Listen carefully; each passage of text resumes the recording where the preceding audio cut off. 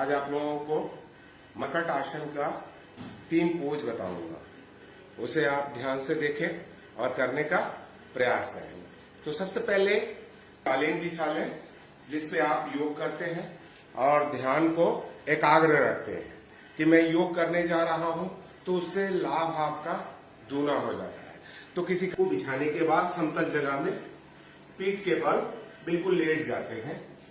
दोनों पैरों को इस प्रकार से मिलाते हैं कि हमारे दोनों पैर बिल्कुल हिप से लग जाने चाहिए और दोनों हाथों को इस प्रकार से खोलेंगे कि दोनों हथेली का रुख आसमान की तरफ हो और हमारे शोल्डर के ठीक बराबर हो, सिर बिल्कुल सीधा आसमान की तरफ। अब दोनों पैरों को बाईं ओर बिल्कुल झुकाएंगे ताकि हमारे दोनों पैर बिल्कुल जमीन में सट जाने चाहिए। ऐसा प्रयास करेंगे, जिनसे जितना होता है उतना करेंगे और उसे सटाने का प्रयास करेंगे। पूरा जमीन में सटा लेंगे और ये दोनों पैरों को बिल्कुल हिप के पास हो। जितना ज्यादा हिप के पास होगा उतना ज्यादा आपके इस कमर के ऊपर में खिंचाव आएगा और नजर बिल्कुल अपोजिट इस दाहिने हाथ की तरफ आपकी आनी चाहिए। एक घुटना दूसरे घुटने के ऊपर में हो और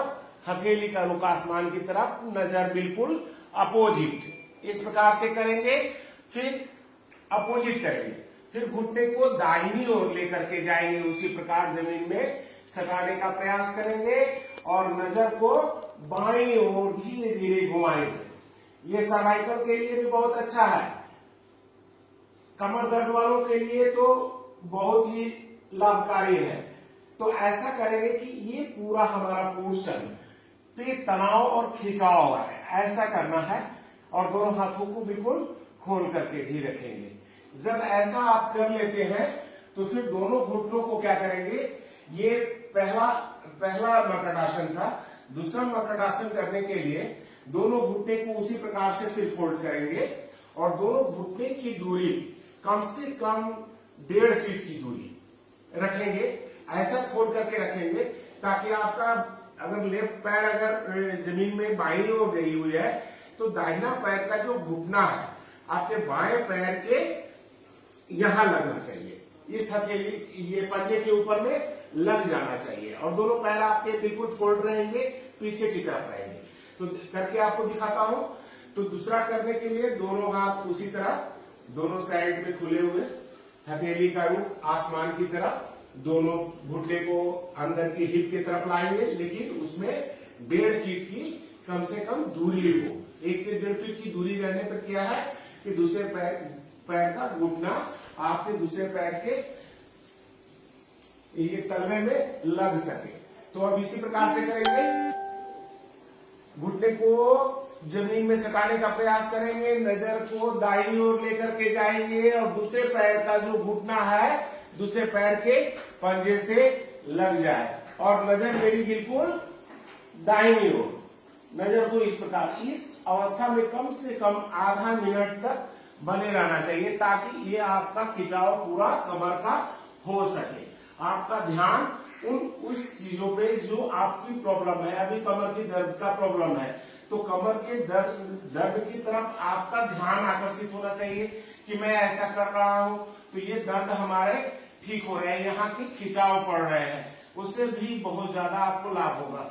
उसी तरह दूसरे तरफ भी अपोजिट करेंगे और बाईं पैर के घुटने को दाहिने पैर के पंजे से लगाएंगे, नजर बिल्कुल अपोजिट बाईं ओर। ये आपका मकट आसन का दूसरा भाग था। अभी तीसरा भाग करने के लिए क्या करना है कि किसी एक पैर को आप ऊपर बिल्कुल 90 डिग्री में ऊपर उठा लेंगे। ये चीज आपका बिल्कुल बराबर हो ताकि आपका 90 डिग्री में हो। हथेली का रुख उधरी आसमान की तरफ, सिर बिल्कुल सीधा।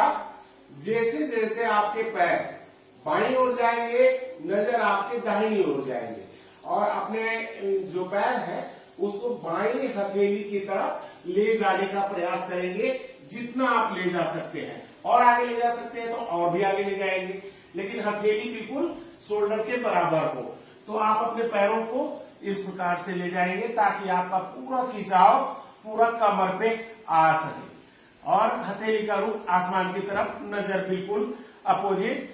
पैर को फिर 90 डिग्री में ऊपर की तरफ उठाएंगे और स्वतः अपने जगह पर लेकर के आएंगे।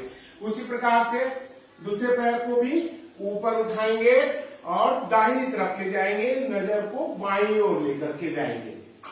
इस प्रकार से आप पैर को हथेली से आगे भी ले जा सकते हैं, जितना जिन लोगों से जा पाता है वैसा करेंगे। फिर धीरे धीरे पैरों को 90 डिग्री में ऊपर लाएंगे और पैर को बिल्कुल सीधा कर देंगे। ये पादवृत्तासन 3 था।